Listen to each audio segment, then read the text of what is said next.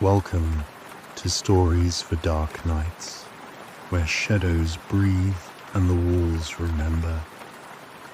I'll be your voice in the dark, guiding you through tales best left untold. So turn off the lights, lock your doors, and listen closely. Grab a warm drink, because the cold isn't always from the night. Now, settle in. This story isn't just meant to scare you, it's meant to stay with you. Now, for today's tale, Temple of the Empty God. Mount Kalembe Su, the old woman whispered, her voice cracked like dry leaves. Do not go. Aaron and Daniel exchanged glances. They'd heard warnings before. Superstitious locals always had tales of forbidden places and angry spirits. But the eerie sincerity in the old woman's eyes made Aaron hesitate. We're just hiking, Daniel said with a polite smile. We've done dozens of treks. We'll be fine. The woman gripped Aaron's arm with surprising strength. People go up, but they do not come back. Or they come back wrong. Her thin lips trembled as she muttered something under her breath. A prayer, perhaps. Aaron felt an odd tightness in his chest, but Daniel, as always, waved it off. Thanks for the warning, Mom. We'll be careful. The two friends continued through the bustling market of the small Sumatran village. They'd been backpacking through Indonesia for weeks, savoring the wild beauty of the islands. Mount Kalembizu, the silent mountain, wasn't even on most maps. That's what had intrigued Daniel. Locals just love their spooky stories. Aaron tried to laugh, but the old woman's words gnawed at him. Come back wrong. What did that mean? The next morning they set off. The trail started innocently enough, dense jungle pressing in from both sides, the air thick with humidity and buzzing insects. The canopy blocked much of the sunlight, leaving everything cloaked in a pale green gloom. Hours passed. The higher they climbed, the quieter it became. Birds vanished, even the ever-present drone of insects faded. Soon, only the crunch of their boots on the damp ground remained. Silent mountain, huh? Daniel joked, but even his voice sounded out of place here. The silence weighed on Aaron. It wasn't peaceful, it was oppressive, suffocating. By late afternoon, they reached a narrow ledge that curved around a steep cliff face. The jungle below was a vast undulating sea of green. As they rounded the bend, Aaron stopped. There, carved into the rock face, was a narrow entrance. A cave. Daniel's eyes lit up. Look at that! We have to check it out. Aaron felt his stomach twist. Maybe we should just camp. The cave looks off, but Daniel was already edging toward it, headlamp ready. Come on, man. Adventure, right? Aaron reluctantly followed. The air grew colder as they stepped inside. The walls were slick with moisture, the stone oddly smooth, as though worn down by countless hands. The passage twisted and narrowed, forcing them to crouch. Their headlamps cast long, twitching shadows. Aaron's breath fogged in front of him, despite the tropical heat outside. After what felt like an eternity, the tunnel opened into a vast chamber, and there it stood. A statue, nearly 3 meters tall, loomed in the center of the cave. It resembled a skeletal demon, ribs exposed, hollow eyes wide, the jaw frozen in a grotesque grin. Long, bony fingers curled inward like claws. A circle of ancient-looking objects surrounded its base. Wooden idols, rusted blades, cracked jars sealed with hardened black wax.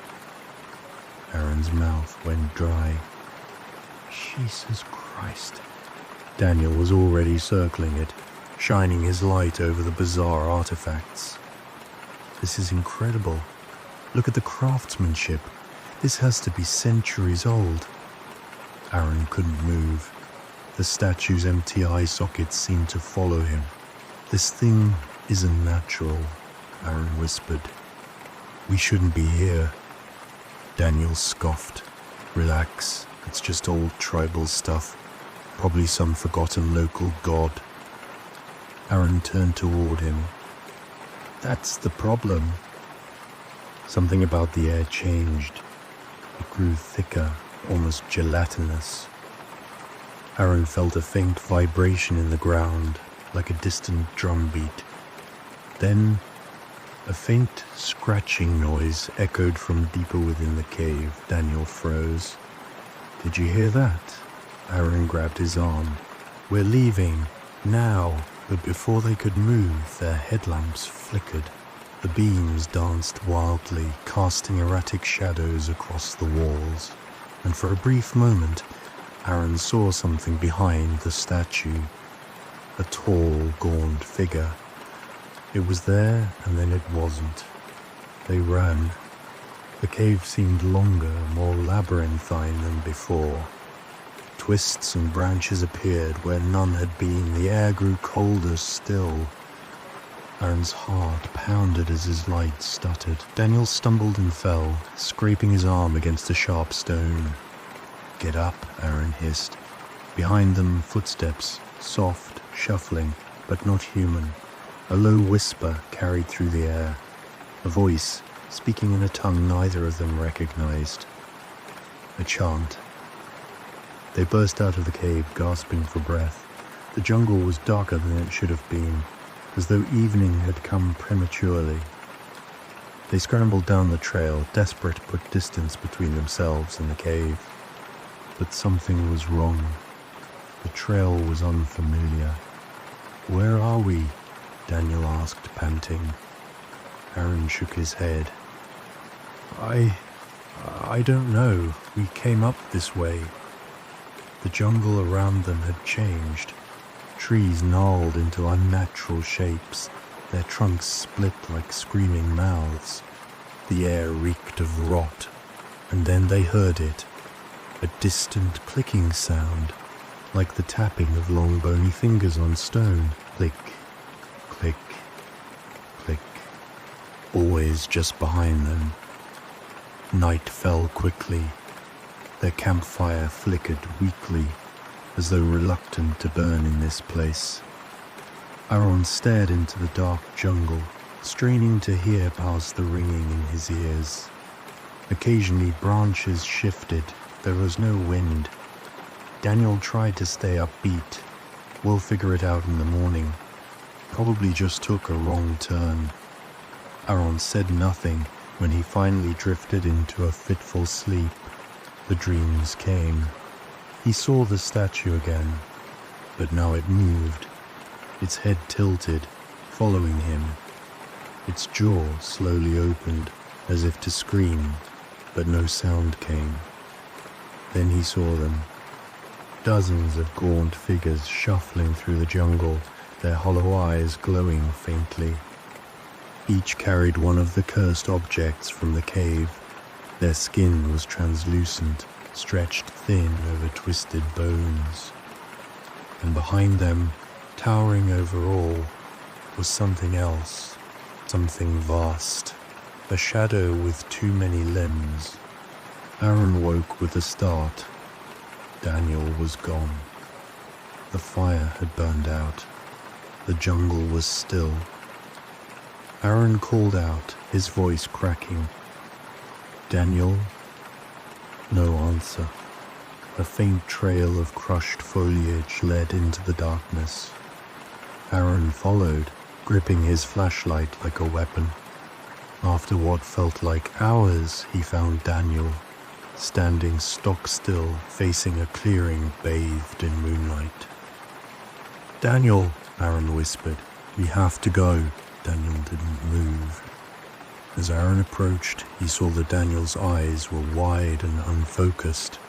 His lips were moving, mouthing something inaudible, and in the center of the clearing stood another statue, smaller than the one in the cave, but nearly identical. The same skeletal grin. Aaron grabbed Daniel and shook him hard. Finally, Daniel blinked and gasped, as if surfacing from deep water. Where am I?" he gasped. "You were sleepwalking or something," Aaron said. "We have to get out of here, now." But as they turned, the chanting started again. Low, guttural voices, many of them surrounding the clearing. The figures emerged from the jungle, dozens of them. The creatures were emaciated, pale, their skin stretched like wax. Hollow black eyes gleamed in the moonlight. Each carried a totem from the cave. Knives, idols, jars, rusted trinkets. And as they walked, they clicked the objects together, producing the rhythmic tapping that had haunted them. Aaron and Daniel backed away slowly. The creatures didn't charge. They simply formed a wide circle, as if herding them toward the center.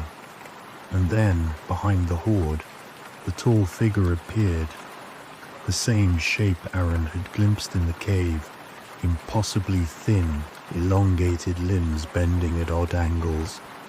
A crown of curved bone spikes atop its head. It was not a statue. It was alive. Its mouth hung open in perpetual silent scream, chest heaving with every unnatural breath. Daniel whispered, "What is it?"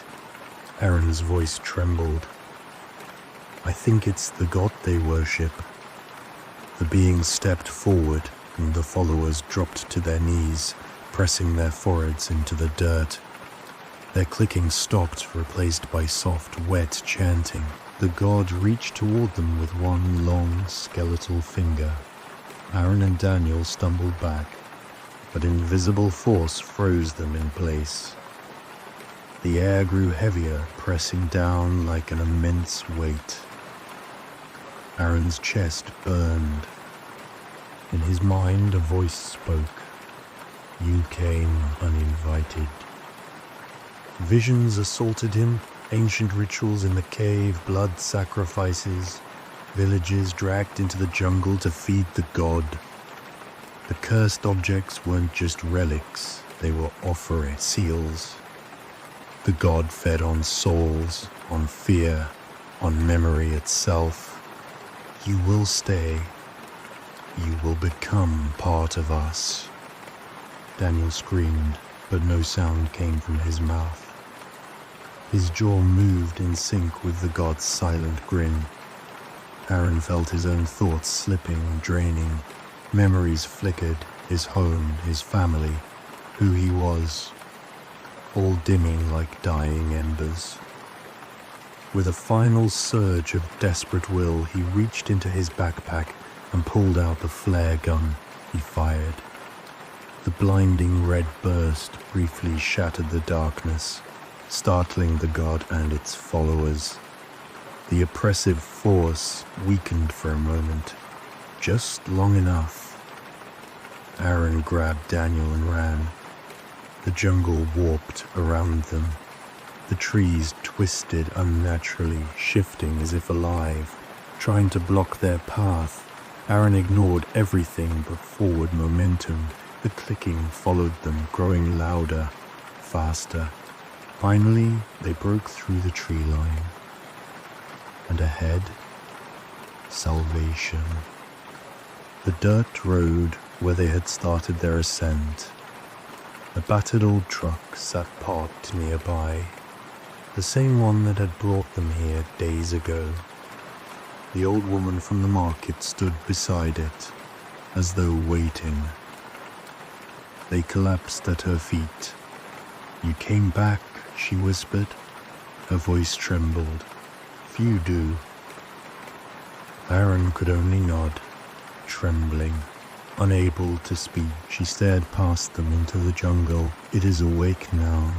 You should never have entered the empty god's temple. Without another word, she helped them into the truck and drove them away, leaving the silent mountain behind. Weeks later, back home, Aaron still woke to the clicking. Daniel had changed. He spoke little, his eyes hollow. Sometimes, Aaron would catch him standing completely still, lips moving, whispering in an unknown language. Aaron didn't know whether Daniel had truly escaped that night, or if part of him was still trapped there, inside the cave, whispering alongside the others. Sometimes, in the dead of night, Aaron would hear something faintly outside his window. Click, click, click. And in his dreams the god watched him, its jaws still open, always waiting.